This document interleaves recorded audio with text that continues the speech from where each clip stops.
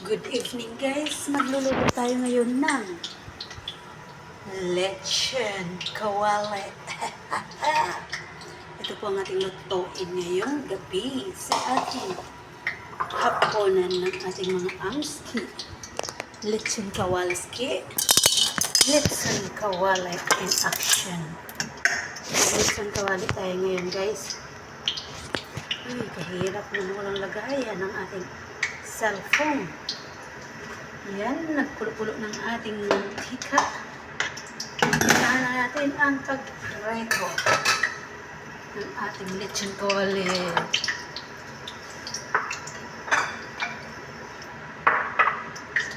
Napakatalsik pa naman ito. So, umpisahan na natin ang ating pag-lechon kawali. Mahinang apoy lang.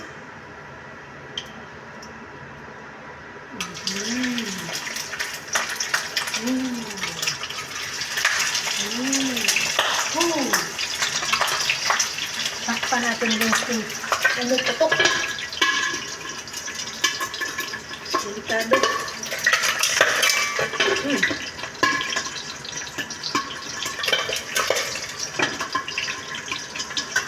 Takpan. Ay! Wala pa naman tayong kamatis.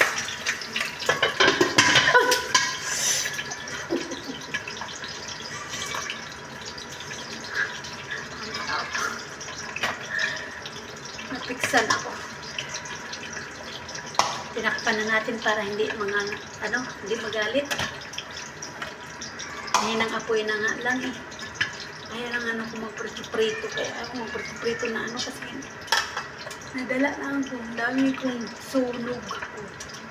Saan na yung sunog ko dito? Yan ang ating talsika ng mantika.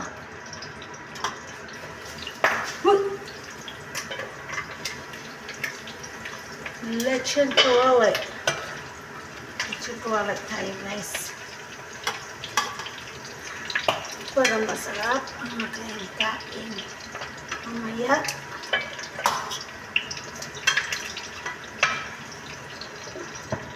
Dagdagan natin ng apoy.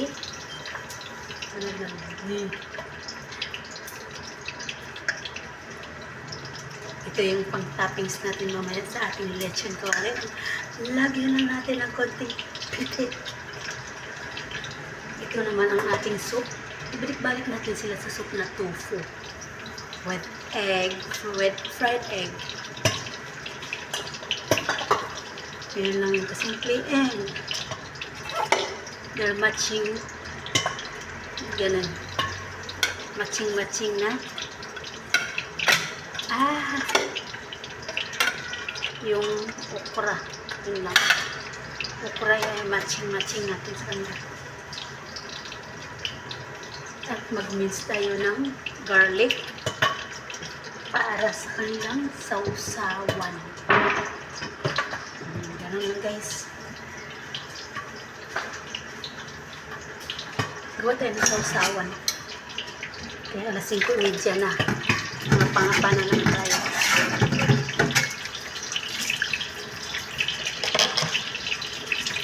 Nagraguso ng ating lechon kawali.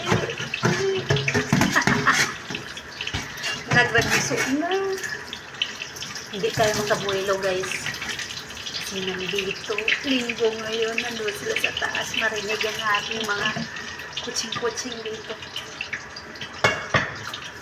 So mag-ano tayo nito. Ganito naman sa usawa nila. Garlic na may soy sauce. Yun lang. Kunting vinegar.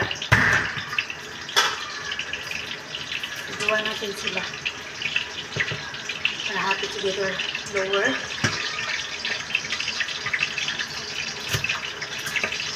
Lower the apoy. Kasi kanila gulay na din sila. Ngayon, puro na lang green. Baka magiging kalabaw na sila. Kaya i-alternate natin. Okra na naman parang medyo madulas-dulas. kanina is manok. Ngayon, hindi na sila lilipad. Maturog na lang. Ay baboy na naman. Bukas na naman ang isda.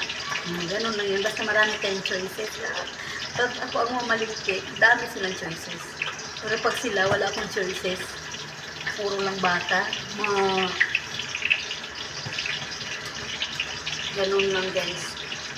Salamat ako pag ako ang mamalingki. Hindi ako mahirapan sa pagluto. Kasi nga, mayroon akong alternate na luto sa kanila. Hindi nakakasawa. Pag sila nakakasawa, puro lang baka